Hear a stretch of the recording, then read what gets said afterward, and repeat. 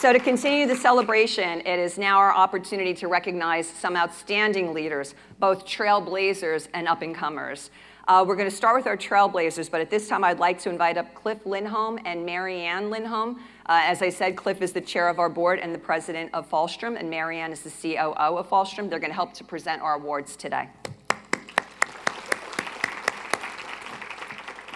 So let's begin with our Rising Star Awards. Let me tell you a little bit about these awards. They are to celebrate our future business leaders currently working toward educational milestones who have demonstrated leadership, a passion for their anticipated career and fields, and a commitment to volunteering in their communities.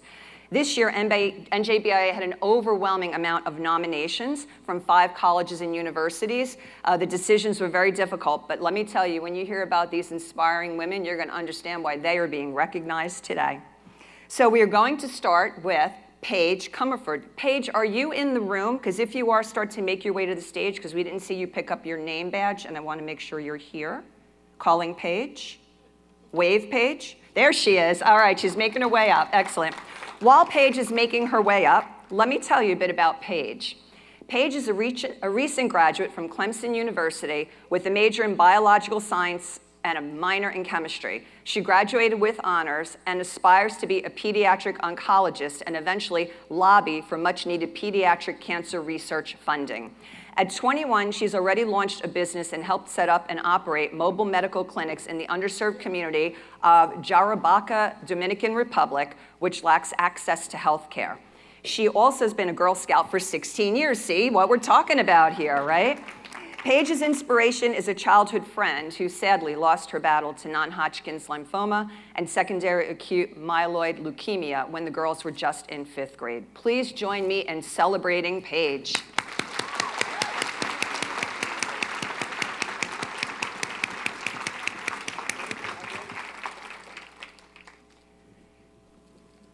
Next, we have Youcy Diana Fuentes. Youcy, could you start making your way up to the stage, please?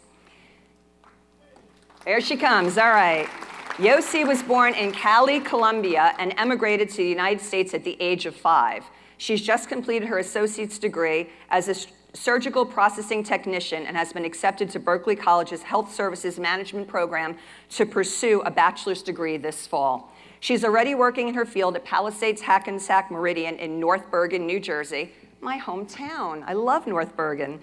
Youcy's a mother of 2 boys who are autistic, Devin 18 and Matthew 8. And she balances and works very hard to balance being the mother she wants to be, along with school and her work to help support her family. Her goal is to give her children everything in life that they deserve. Youcy is inspired daily by her mother, a driving force in her life. Youcy's mother came to the United States from Colombia by herself and only 19 years old, in search of a better life. She learned English and fought hard to achieve her dream of becoming a nurse. Let's celebrate Youcy, her mother, and everything that you are to accomplish in the future.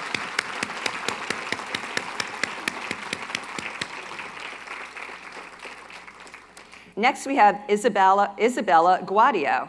Isabella, there she is. Start making your way up. Currently, in her last year at Montclair State University as a presidential scholar, Isabella is studying business administration with a concentration in marketing. Working part-time along with her studies, Isabella hopes to have a rewarding career that will leave a positive impact on the world, making it a better place for future generations. She's an intern at Margin and an assistant to the manager at Kumon Math and Reading Center in Cliffside Park, New Jersey. She's a native leader who uses empathy and respect to inspire and encourage others to give their very best.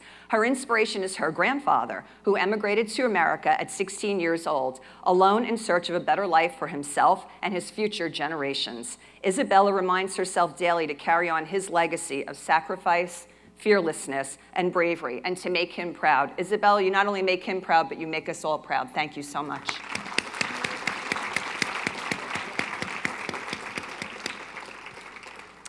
Next, Cynthia Santos. Cynthia, where are you? Give away, there she is, make your way up. Cynthia is currently working toward a degree in business administration management at Berkeley College and is employed as Director of Operations for Infratech Engineering, LLC, in the traffic and transportation engineering space. She's also a small business owner in event planning. We could use you at this next year, okay? At Berkeley College, Cynthia was inducted into the Phi Theta Kappa National Honor Society, honoring the academic achievement of students pursuing two-year degrees. She's a child of 6 from Puerto Rican and Dominican families and will be the first in her family to graduate from college. Between 2021 and 2023, unfortunately, she was the victim of car accidents that presented her with painful challenges as a working mother with 2 young children. But Cynthia is inspired to aim higher, and she's inspired by her supervisor, who she works closely with every day. And she says it's her determination to overcome challenges that has inspired Cynthia to pursue her own goals with the same drive. Congratulations, Cynthia.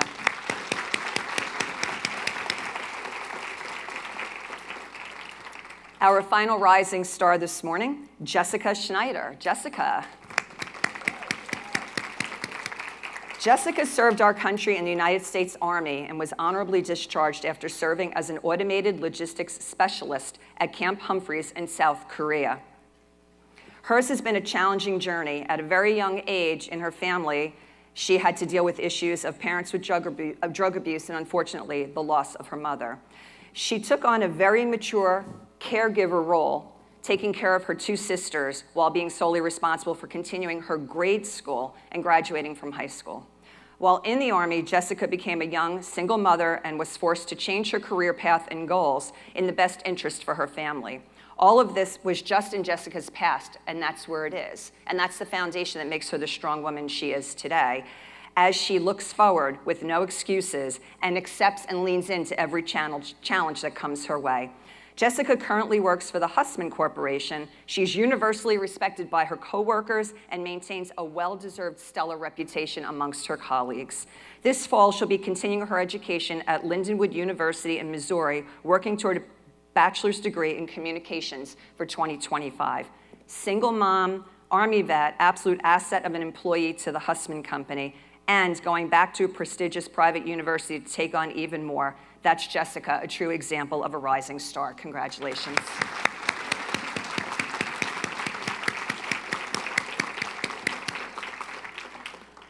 Let's have another round of applause for our rising stars. Please come forward. Here we go. Stay there 1 second. Everybody else? Congratulations. Congratulations, congratulations, congratulations, congratulations, congratulations. And now our executive awards. These are so exciting.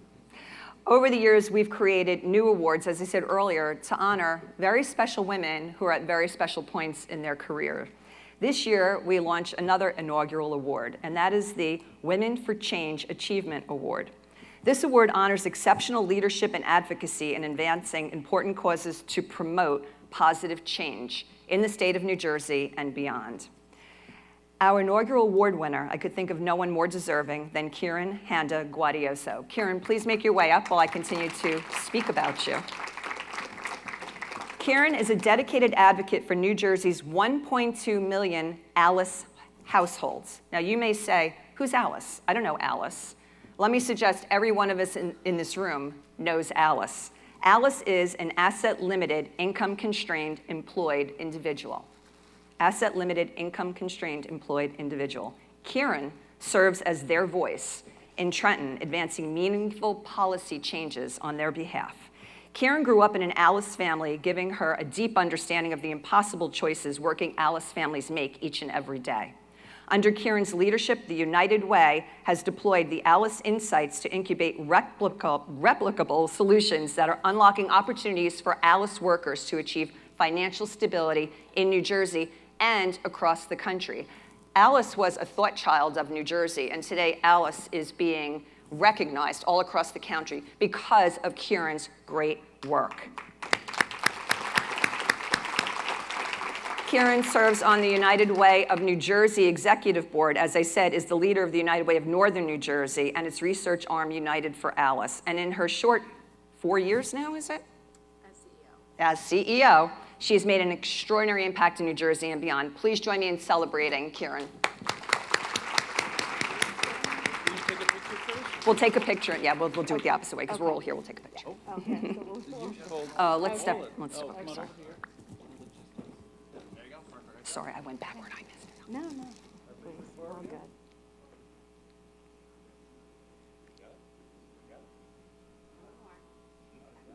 Want me to hold these for you? Thank you.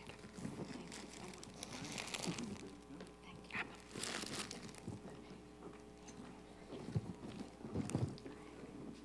much. Thank you. Thank you, Michelle. I really should have you with me everywhere I go. That was a brilliant and beautiful introduction, and I'm extremely humbled. I really appreciate this recognition from the entire NJBIA team and the committee and everyone that was involved in selecting me for the award. But you know, this award, I'm really just the name and the person. This award is really a recognition of Alice, our essential workers in our state and in our country, who are really the engine behind our whole economy. And while it seems daunting to think about those 1.2 million households in New Jersey, or 42% of households in our country that are Alice or in poverty, you know, our data points also point out that there's opportunity. And what energizes our movement is the fact that we have the power to create the change that we want to see. And NJBIA is certainly a huge partner in that work with us here in New Jersey, as are many of you. We know that everyone, and I mean literally everyone, can get involved. In my role, I get to see individuals, nonprofits, donors, foundations, businesses like yours, large and small, that have joined this movement. And it's grown, as Michelle said, starting about 15 years ago here in New Jersey, to now we have partners and United Ways and businesses supporting this movement in 35 states across the country.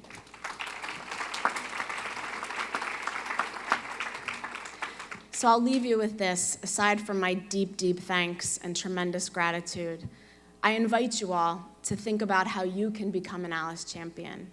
Leave here today, check out our website, reach out for us, invite us to come and talk to your employers, your teams, your boards, your community about what's happening for Alice.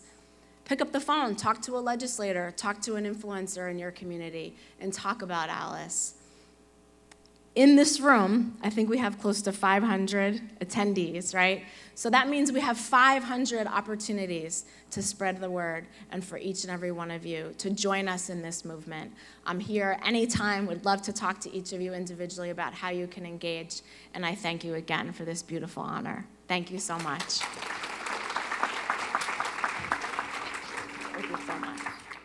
Our second award today is our Legacy and Leadership Award, focused on someone who's made a profound impact in the nonprofit area. Each year, when we think about this recognition, the list of amazing women is always too long. But this year, there was no hesitation when we chose Mary Gay Abbott-Young. Mary Gay's career, I'm gonna actually ask her son Barrett, who's here to accept her award today, because Mary Gay was unable to join us, and we'll share a video in just a moment. But let me share some amazing thoughts about Mary Gay. Mary Gay's career in the nonprofit sector has made a profound impact in New Jersey, leading the rescue mission of Trenton for more than 35 years until her retirement just this past June. We just celebrated her about two weeks ago, and let me tell you, there were over 200 people there who, if every person had a chance to talk, we would have been there for a week about the impact she's had, not just in Trenton, but in the whole state regarding issues of homelessness. An incredible woman. Her life's work feeding the hungry, housing the homeless, and helping the disenfranchised access the programs and services that they need to help rebuild their lives. Mary Gay can't join us here, as I said, but her son Barrett, who is the current CEO of the rescue mission, and let me tell you, this man walks in that woman's footsteps, and when you want to talk about a role model having an impact on someone, she's had a profound impact on this gentleman who will continue her legacy at the rescue mission. Please join Barrett and I as we watch a video about Mary Gay. Good morning. I'd like to thank NJBIA for allowing me to express my gratitude via this video. I'm sorry not to be able to be present today, and I thank Abbott-Young, CEO of the Rescue Mission, for receiving the award for me. I want to start by thanking Michelle, who's given so much to the Rescue Mission and me as an individual. Her information, her knowledge of programs, and most importantly, the many fine volunteers she has brought to the Rescue Mission. I think it's unusual for there to be such a close alliance between a business association and a nonprofit such as the Rescue Mission, particularly an organization like the Rescue Mission of Trenton, where we serve the homeless, the hungry, and those with behavioral health problems. This population is often viewed in other communities as a problem, to be pushed away and not dealt with. In this space, and from our friends here, we often get calls saying, "Can you please come and help this person? They've been standing outside for a long time." The conversation is more like, let's help the individual and work together to end homelessness. We are grateful to have several NJBIA members support our work with monetary, in-kind, and voluntary support, including training for our workforce development program. If my beloved career encourages other women in leadership, I am honored to receive the Legacy in Leadership Award. Thank you. Barrett, would you like to say a word? Thank you, Michelle, and thank you to everybody. The son of a very strong woman leader, as Michelle said, we just spent last week celebrating Mary Gay, and I would not be the person that I am today if it wasn't for her leadership. And I look around this room and I see all these strong women, and we as leaders can't be who we are without having a strong mother first. And I will never forget that. And Mary Gay has been the greatest mentor to me professionally and as a parent. And I'm forever grateful to that and forever grateful to her. So thank you. Thanks, Barrett. Yep. Come on over, we're going to say it.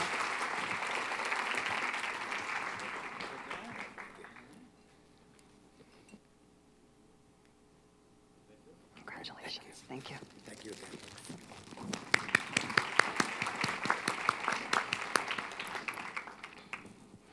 Our final award today, our Hallmark Award, the Caren Franzini Leadership Award. Each year, I ensure that we remember the incredible person that Caren Franzini was and the mark that she left on many of our lives. And it's the criteria for this award that tells Caren. So let me share that with you.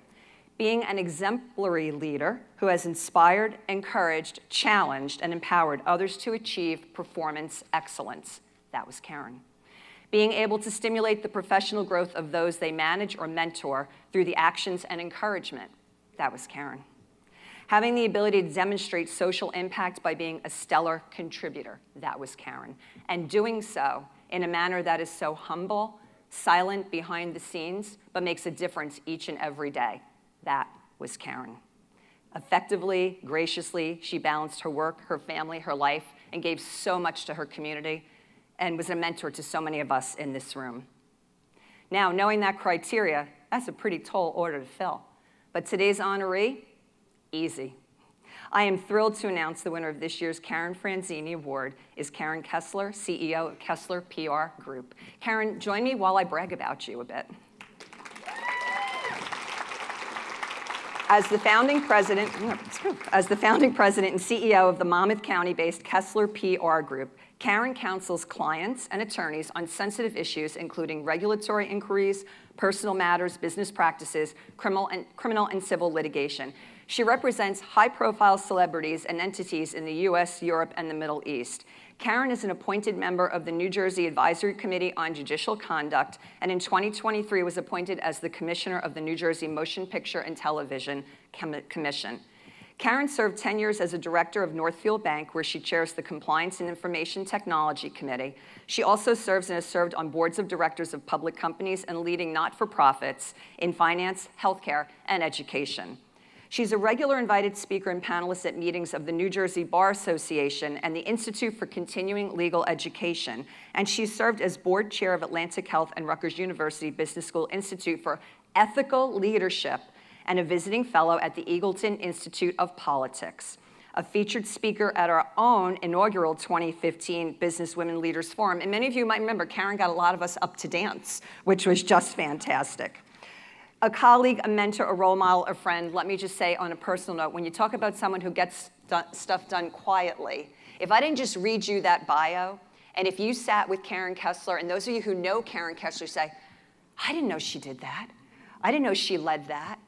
You know, ethical leadership at its best, that is Caren Kessler. We're so excited to celebrate you, Caren, with the Caren Franzini Award.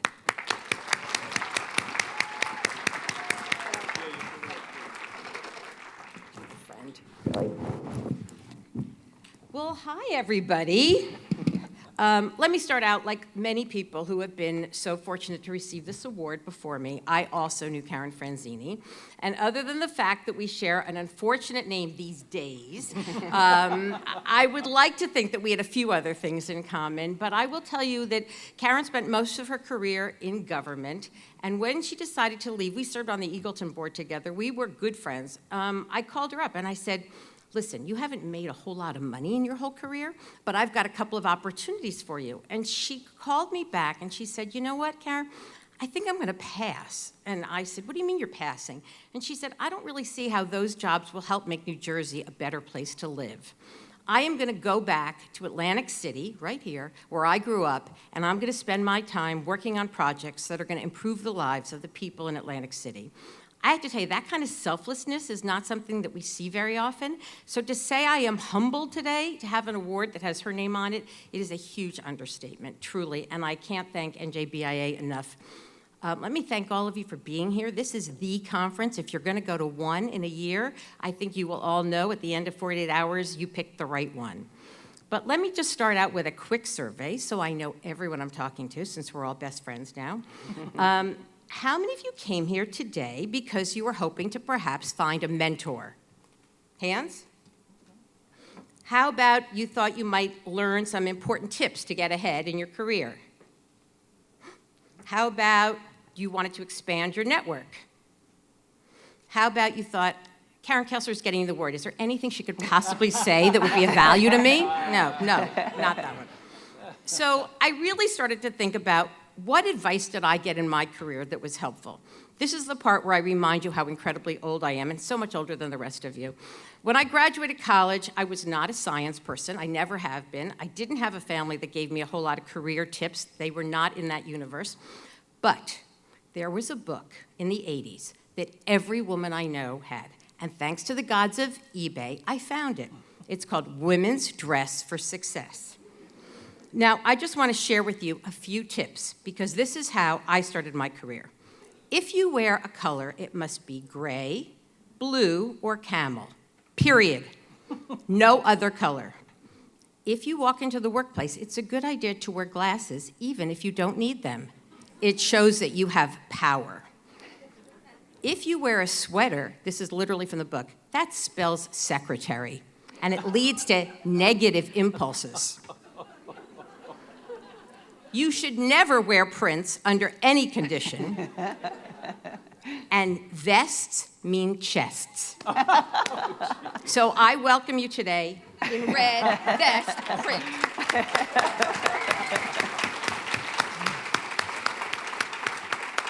The point is, it was 186 pages of cult-like indoctrination, and I fell for it. So did almost every woman I know. We all dressed the same, we all looked the same, we all thought that that's what it meant to get ahead. So it took years to get that garbage out of our heads, to be honest. And that's what made me really think about what advice could I give you that might stand the test of time, because God knows the advice I got certainly didn't. And I have to tell you, the biggest advice I can give you is the key to whatever success I have had in my life is by building and sustaining a network of men and women who are smart, who are effective, who are generous, and who establish and encourage relationships among themselves, among their connections, and among each other. It's said that women are better than men at establishing social ties. I believe that. I hope you do too. Our friendships tend to be deep, they tend to be lasting, and they provide reliable emotional support. These are the people we really share with, the ones we're vulnerable with, the ones that we listen to, the ones we meet for coffee, the ones we meet for dinner. These are the ones that we offer to connect with people even when there's absolutely no reason, but we just think they might like each other or help each other. These are the ones we stay in touch with, not by social media, gang, but by actually calling and getting out and seeing. So the network I'm proposing that you create works the exact same way. Its aim is to mutually support and advance your career. And these are the connections throughout your career, no matter where you go and what happens, that you'll have. And it doesn't mean that your social network and your professional network are not the same, don't overlap, because when they do, you're like the huge winner of the lottery of life. And that's what it is. A network is not how many people you connect with on LinkedIn. It is not how many people you touch your phone to in the next 2 days to exchange V cards. It is not a static database. It's none of that. It's creating and nurturing, sustaining a network with the same degree of effort you would put into any of your friends. And when there's a time when you're stuck in your career, and you will be, your network will open up their database to them. And you'll do the same for them. And if you have a bigger job in a different field, in a different career, it doesn't really matter because people are there for you. And some of the members of that overlapping network of mine are here today. So I'm going to start out and say, I am so proud that I am a good friend. I think I'm a good friend. I hope so. She thinks too, of Michelle. The minute we met, and it was years ago, we knew we spoke the same language. We regularly meet, we check in with each other, we share connections, we open doors, we talk about what it's like to be a daughter as a caregiver. It doesn't matter the topic. I know she is in my corner, and she knows she is in mine. Another one of those people is at my table today. I'm going to embarrass a few of you in the room, and that is Annette Catino. Annette Catino, when I met her, was running an organization of 800 people. Why would I have anything in common with that, I thought. But she was so confident when she made this presentation to an organization. She was so knowledgeable. She was so fucking bad. Ooh, excuse me. So badass. Cut that out of the tape, right? But she was so badass. And afterwards I said, can I have coffee with you? And we now serve on the board of Northfield together. We have vacation together. We hang out together. She has endlessly said to me, you're under too much stress at work. Are you charging enough? But it doesn't matter what the advice is. I know it's always in my best interest. Another one at my table today is my very dear friend, Kim Guadagno. I met Kim through a lawyer who said, how do you not know her? I said, I don't know. Why would I have met her? And when she served as New Jersey's first lieutenant governor, Kim would give out her cell phone all the time. For 8 years, that's all she did. Her network is clearly far larger than any of ours. But the point is, I am so thrilled that I am part of hers, so thank you, my friend Kim. I started my business 35 years ago after I had a few other jobs, and the through line of everything I've ever done is I'm basically an adrenaline junkie. I like action. The action of politics when I did that, the action of the stock market when I did that, and now the action of helping people in high-stress situations. When I hear words like subpoena and indictment and FBI raid, I'm a happy kid, really happy. And there are two other people in this room, two other rock stars, Erin Friedlander and Alison Perini, who work with me, who have the same genetic affliction. They too get excited by those kinds of words. And frankly, if any of the rest of you thought that sounded exciting, find them afterwards. We're hiring. My network is how clients find us. And sometimes our clients become our network too. And that's what's built my business. My business has been built by the relationships I've made, by putting myself out there, by offering assistance when there was really nothing I was going to gain from it, and then finding out that I made incredible relationships. I love what I do. We have loads of salacious, sexy, tawdry stories that we'll never tell anyone. We love hearing about the cases we're involved in, knowing we have to keep quiet, and we love seeing our work in the media. But my most gratifying passion, and I'm sure many of you can agree with this, is that I'm the mom to 3 daughters. I was very smart to have girls, I know. They are my best and my closest friends, beyond none. They found their passions, they have rock star careers, somehow they still talk to me. The amount of advice they've gotten through the years is probably enough to deafen anyone. I am very proud that one of them is here representing her 2 sisters that are out of state. So to my daughter, Liza, it's all about you, babe. So there you have it. That's really the extent of the advice. To create, to nurture, to sustain that network. Success will follow, I promise. Your career is just that. It's your career. It's not mine. I could tell you a million things about how I got, where I got, what I did, but it doesn't matter. That's not how you're going to live your life. You'll have your own path, and don't be afraid to follow it. If you haven't found your passion, let it go. Passion is elusive. You'll find it. It will find you. It may take a few steps along the road till you find it. If you're watching social media, don't get swayed. Nobody's life is that perfect. You know that. Nobody's life just goes from one fabulous event to another fabulous event, one award to another award, one business success to another business success. That's not real. It's make-believe. But one of the things it isn't is to use these next few days, and frankly every day, to reach out to someone, to make a new friend, to check in with an old colleague, to drive to meet someone for coffee, even if they aren't and live anywhere near you, to send an email, to check into someone who inspired you, and I promise you, your career will blossom and your life will be so much richer in every way. And thank you so much to all of you for allowing me to have this podium. Take a picture. Let's step over for a picture. I want my book back. Yeah, I'll get it. It's over by the light. I'll grab your book.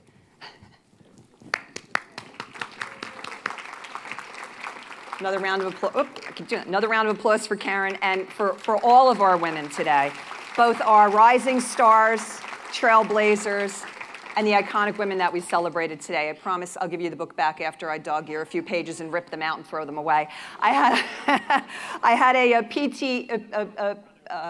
PTSD moment as Caren was speaking when I saw myself in my royal blue suit that was down below the knee when I was in court as a young lawyer, and the wardrobe was navy blue and black, and that was it. And it was only in about 1993 that I recognized, hey, I look good in color. Hey, I'm gonna break out, right? And I did, and that's what we all need to do. We all need to break out, be individuals, heed all those great thoughts that we had this morning, be inspired by the amazing stories. And man, if we think we have some challenges in life, think of some of the challenges you heard these women overcome this morning. Let's have another round of applause for all these great women.